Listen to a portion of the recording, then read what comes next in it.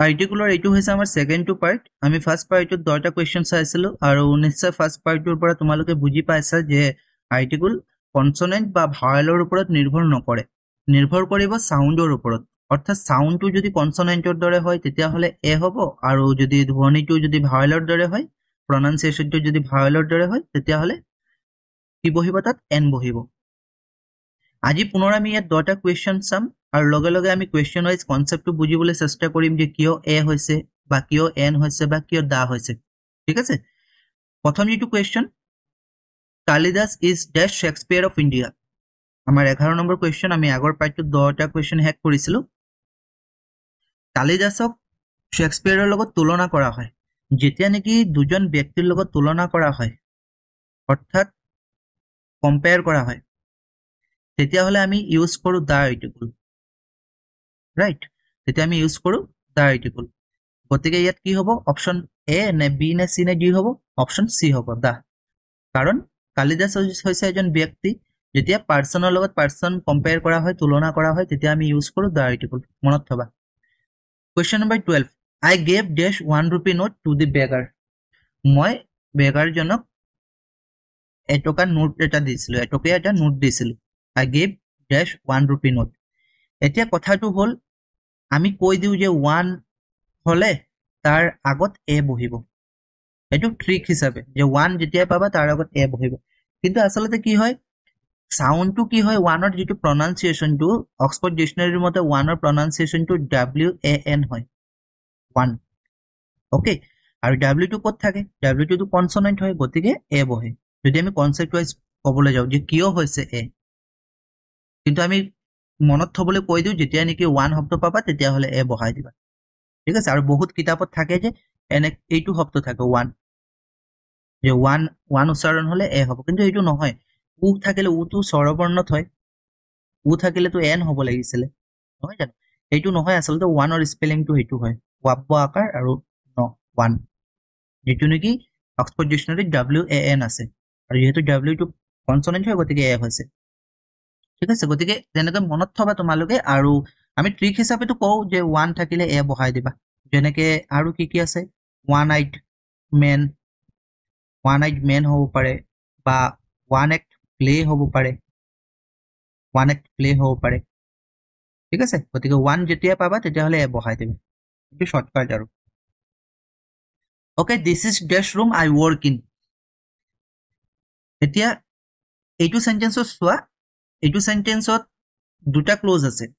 পিছত এটা ক্লোজ আছে আই ওয়ার্ক ইন বুলি ক্লোজ মানে কি তোমালোকে নিশ্চয় বুজি পাইছা ক্লাছত কৰাইছিলো ক্লোজ কি হ'ব যেতিয়া নেকি সাবজেক্ট আৰু ভাৰ্ব থাকিব ইয়াত দিস এটা সাবজেক্ট এইটো এটা হৈছে ভাৰ্ব পুনৰ ইয়াত আইটো হৈছে সাবজেক্ট আৰু ওয়াৰ্কটো হৈছে ভাৰ্ব অৰ্থাৎ এই সেন্টেন্সটোত দুটা ক্লোজ আছে আৰু পিছৰ যেটো ক্লোজ সেকেন্ড ক্লোজটোত আই ওয়াৰ্ক ইন বুলি কৈছে অৰ্থাৎ মই যত কাম কৰো যেতিয়া নেকি কোনো এটা বস্তু বা কোনো এখন ঠাই পাৰ্টিকুলাৰলি দেখাই দিয়া হয় নিৰ্দিষ্টকৈ দেখাই দিয়া হয় তেতিয়া কি পাৰ্টিকুল বহে আগৰ ভিডিওটোত কৈছিলো দা বহে গতিকে ইয়াত কি হ'ব দা কিন্তু যদি আই ওয়ার্ক ইন নাথাকিলে হেতেন তেতিয়া হলে আমি দিস ইজ এ রুম কব পাৰিলো হেতেন দিস ইজ এ ৰুম কিন্তু ইয়াত আই ওয়াৰ্ক ইন পাৰ্টিকুলাৰলি দেখাই দিছে সেকেন্ড এটা ক্লোজ এড কৰি দিছে গতিকে এড ক্লোজ কি কয় ক্লোজ এড কৰি দিয়াৰ লগে লগে ইয়াত কি হৈ যাব দা হৈ যাব ঠিক আছে অপশন সি দা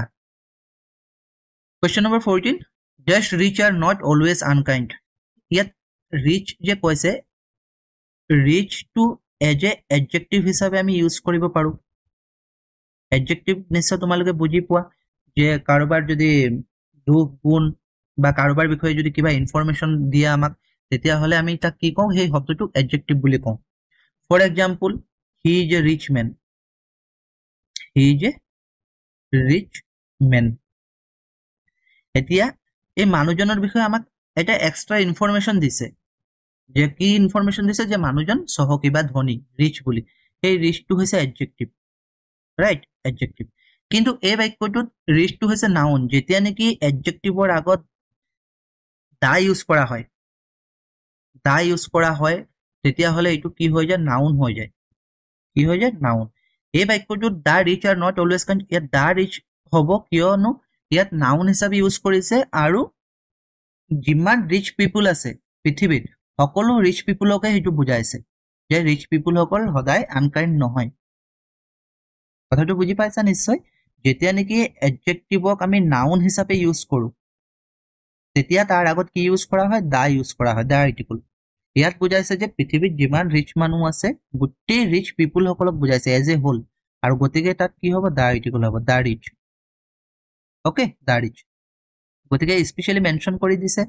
বা আমি এনেকৈ ক'ব পাৰোঁ যে পাৰ্টিকুলাৰলি দেখাই দিছে ৰিচ পিপুলসকলৰ কথা কৈছে গতিকেও আমি দা ইউজ কৰিব পাৰোঁ okay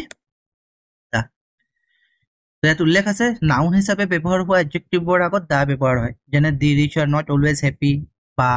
da strong should protect the weak ইয়াত ষ্ট্ৰংটো কি বুজাইছে যিসকল নেকি ক্ষমতাশালী মানুহে সদায় দুৰ্বল ব্যক্তিক প্ৰটেক্ট কৰিব লাগে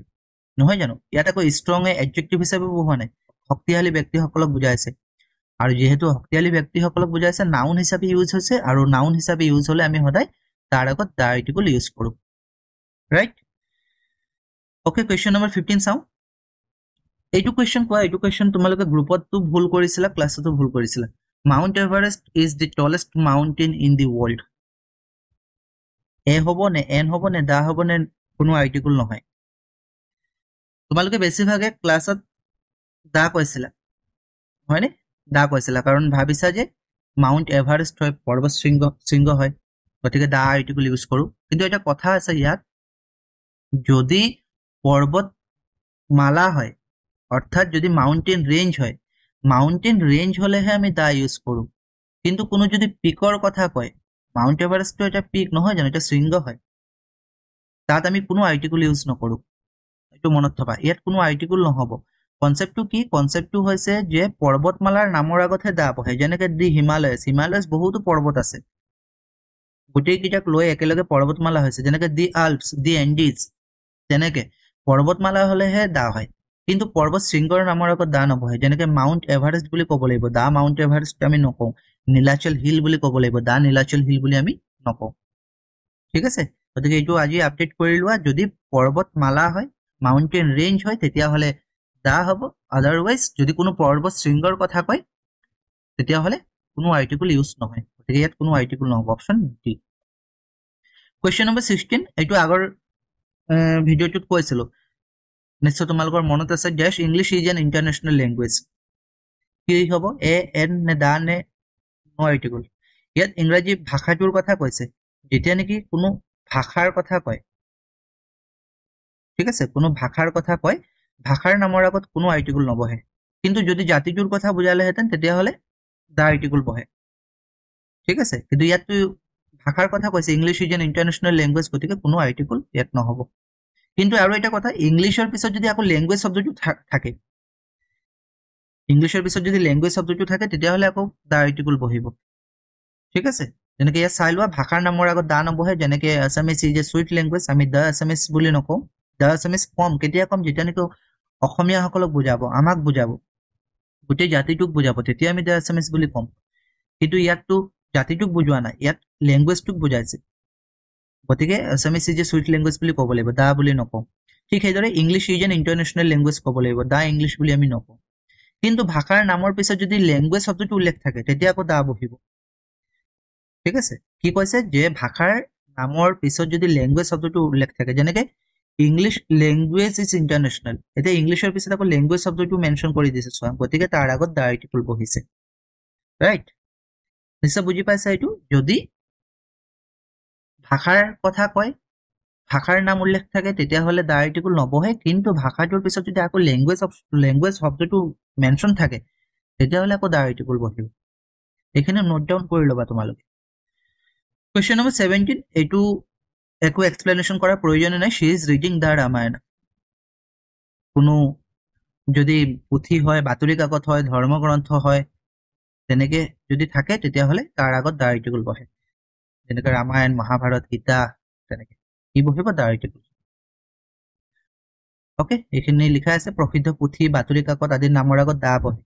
ঠিক আছে যেনেকৈ আছাম ট্ৰিবিউন বাতৰি কাকতৰ আগত দা বহিব এইখিনি চাই ল'বা dash first world war started in 1914 প্ৰথম বিশ্বযুদ্ধ 1914 আৰম্ভ হৈছিলে যদি কোনো স্পেচিয়েল ৱাৰৰ কথা কোৱা হয় অৰ্থাৎ পাৰ্টিকুলাৰলি দেখাই দিছে আমি ক'ব পাৰোঁ তেতিয়াহ'লে দ্য আৰ্টিকল বহিব কি বহিব the article the first world war started ইয়াত লিখা আছে বিখ্যাত ঐতিহাসিক যদি ঘটনা থাকে যেনেকৈ চিপাহী মিতিয়নি বা চিপাহী বিদ্ৰোহ হৈছিল 1857ত নিৰ্দিষ্টকৈ দেখাই দিছে বা ঐতিহাসিক এটা ঘটনা হয় বা দ্য ফাৰ্ষ্ট ৱৰ্ল্ড ৱাৰ সেইটো দেখাই দিছে গতিকে এইবোৰৰ আগত কি আৰ্টিকল বহিব দ্য আৰ্টিকল Question number 19 কি কৈছে fill in the blanks with the correct option dash USA is the richest country in the world USA এখন দেশৰ নাম এইটো আগৰ ভিডিঅ'টোত হয়তো কৈছিলো এ হ'ব নে এন হ'ব নে দা হ'ব এইটো হৈছে এক্ৰনিম নহয় জানো ইউনাইটেড ষ্টেটছ অফ আমেৰিকা আৰু এইটো এটা হৈছে প্লুৰেল ফৰ্ম হয় অৰ্থাৎ যিবিলাক নেকি দেশৰ নামত প্লুৰেল ফৰ্ম হয় অৰ্থাৎ বহুবচন থাকে এইবিলাকৰ আগত দা ইউজ কৰিব লাগিব বা এক্ৰনিম থকা বিলাকৰ আগত দা ইউজ কৰিব লাগিব কিন্তু ইন্ডিয়া হলে ইন্ডিয়াৰ আগত আকৌ দা ইন্ডিয়া বুলি আমি নকওঁ ঠিক আছে কানাডা যেটো আগৰ ভিডিঅ'ত কৈছিলো কানাডাৰ আগত আকৌ দা নকওঁ দা আমি কেতিয়া কম যদি এক্ৰনিম থাকে ঠিক আছে সংক্ষিপ্ত নামেৰে যিবিলাক লিখা থাকে যেনেকৈ দা ইউএসএ হ'ব পাৰে বা কোনো বিশেষ সংস্থা যদি থাকে দা ইউএনও বা দা ইউকে ইউনাইটেড কিংডম দেশৰ নাম এইবিলাকৰ আগত দা বহিব কিন্তু তাতে আৰু এটা কথা যদি কোনো সংস্থাৰ নাম থাকে আৰু উচ্চাৰণটো যদি আমি একেলগে কৰো যেনেকৈ ইউএনওটো আমি এক্সট্ৰা কৰিছো ইউনাইটেড নেশ্যন অফ অৰ্গেনাইজেশ্যন আমি ইউএনও বুলিহে পঢ়ো উনো বুলি নপঢ়ো হয় নাই কিন্তু ইউনেস্কোটো আমি একেলগে পঢ়ো UNESCO বুলি নপঢ়ো WHO বুলি নপঢ়ো হু বুলি পঢ়ো নাটো NATO বুলি নপঢ়ো নাটো বুলি একেলগে পঢ়ো যিবিলাক নেকি একেলগে পঢ়া হয় অৰ্থাৎ সিঙ্গেল প্ৰনাউন্সিয়েচন হয় এইবিলাকৰ আগত আকৌ দা নবহে ঠিক আছে এইবিলাকৰ আগত দা নবহে আৰু যিবিলাক নেকি দেশৰ নাম প্লুৰেল ফৰ্ম হয় যেনেকৈ the Netherlands plural form the United Arab Emirates এইটো প্লুৰেল ফৰ্ম আছে এইবিলাকৰ আগত আকৌ দা বহিব কিন্তু ইন্ডিয়া কানাডা ৰাছিয়া এইবিলাকৰ আগত আকৌ দা নবহে ওকে এইটো ৰুল কৈছিলো আগতেও ওকে কুৱেশ্যন নম্বৰ 20 আজি last question Hampi is dash UNESCO world heritage site located in India located in Karnataka state Hampi হৈছে এখন UNESCO World Heritage Site নহয় জানো ইয়াত কি হ'ব অলপ আগত যেটো কৈছো যে ইউনেস্কোৰ আগত দা নবহে ইয়াত আকৌ কনসেপ্টটো আকৌ বেলেগ হ'ব ইয়াতটো ইউনেস্কোৰ বিষয়ে কোৱা নাই ইয়াত কৈছে যে হাম্পি হৈছে এখন UNESCO World Heritage Site যেনেকৈ আমি ক'ব পাৰো যে চৰাইদেউ ৰিসেন্টলি যি ঘোষণা কৰিছে Charaideo is UNESCO World Heritage Site UNESCO বুলি উচ্চাৰণ হৈছে ইউ এছে মনত আছে উচ্চাৰণটো ওয়াইৰে হয় আৰু ওয়াইটো কনসনেন্ট হয় নহয় জানো গতিকে কি হ'ব তাৰ আগত এ হ'ব যেনেকৈ আৰু শব্দ পাইছিলো নহয় আমি ইউনিক বা ইউনিয়ন ইউনিভাৰ্সেল এইবিলাকৰ আগত কি বহে এ বহে ইয়াত হাম্পিৰ কথা কৈছে যে হাম্পি হৈছে এখন UNESCO world heritage site a UNESCO world heritage ঠিক সেইদৰে Charaideo is a UNESCO world heritage site বুলি ক'ব লাগিব ঠিক আছে কিন্তু যদি ইউনেস্কোৰ বিষয়ে কিবা কয় আৰম্ভণিতে ইউনেস্কো শব্দটো থাকে যেনেকৈ ইয়াত চোৱা UNESCO is a specialised agency of the United nation ইয়াত আকৌ দা ইউনেস্কো বুলি নকওঁ কাৰণ ইউনেস্কো একেলগে পঢ়ে ঠিক আছে গতিকে অকল ইউনেস্কো হ'ব আৰু ইয়াত হৈছে হাম্পিৰ বিষয়ে কৈছে যে এখন ইউনেস্কো ৱৰ্ল্ড হেৰিটেজ সাইট গতিকে এ হ'ব যেহেতু প্ৰনাউন্সিয়েচনটো এইটো কনসনেন্টৰ দৰে হয় অৰ্থাৎ কিহেৰে হয় ওয়াইৰে হয় গতিকে কি হ'ব অপচন এ ঠিক আছে তো এইখিনি তোমালোকে নোট ডাউন কৰি যাবা আৰু যদি এটা নোট ডাউন কৰা নাই তেতিয়াহ'লে পিডিএফটো লৈ ল'বা পিডিএফটো RGT_অধ্যয়ন টেলিগ্ৰাম চেনেলটোতে পাবা তাত ভিজিট কৰি পিনে পিডিএফটো লৈ ল'ব পাৰিবা ঠিক আছে আৰু কিবা ডাউট যদি থাকে তাতে জনাই দিব পাৰিবা বা এইটো ভিডিঅ'ৰ কমেন্ট সেকশনত